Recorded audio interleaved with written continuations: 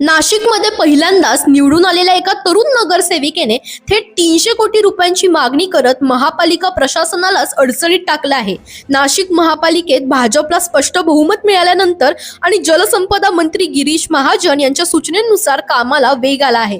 महापौर हिमगौरी अडके आणि प्रशासन सध्या आगामी आर्थिक वर्षाच्या अंदाजपत्रकाच्या तयारीत व्यस्त आहेत। अशातच झोपडपट्टी बहुल प्रभागातून निवडून आलेल्या नगरसेविकेने तब्बल 300 कोटींची डिमांड केल्याची माहिती समोर येते। प्रभाग विकासासाठी निधी वाटप होणार असल्याची चर्चा सुरू होताच काही नगरसेवकांनी मोठ्या मागण्या केल्या, पण या नगरसेविकेने थेट भूसंपादनाचा निर्णय जाहीर केला। जागेचे दरही स्वतःच ठरवले आणि ती जागा घेऊन झोपडपट्टी वासियांना पर्यायी घरे देण्याची घोषणा केली। मात्र भूसंपादन ही पूर्णपणे प्रशासनाची प्रक्रिया असते आणि त्यासाठी ठराविक नियम असतात। इतकंच नाही तर संत कबीर नगर झोपडपट्टीत सोलर यंत्रणा बसवून प्रत्येक घराला गरम पाणी देण्याची घोषणाही त्यांनी केली आहे।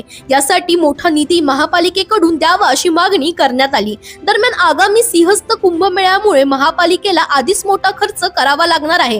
कर्ज रोखे उभारण्याची तयारी सुरू असताना 300 कोटींची ही मागणी प्रशासनासाठी मोठी आव्हान ठरत आहे। आता या मागण्यांवर महापालिका काय भूमिका घेते याकडे सगळ्यांचंच लक्ष लागलंय। दरम्यान तुम्हालाही अशाच पॉलिटिक्स रिलेटेड अपडेट्स हव्या असतील तर इंडिया लीडरला फॉलो करायला विसरू नका।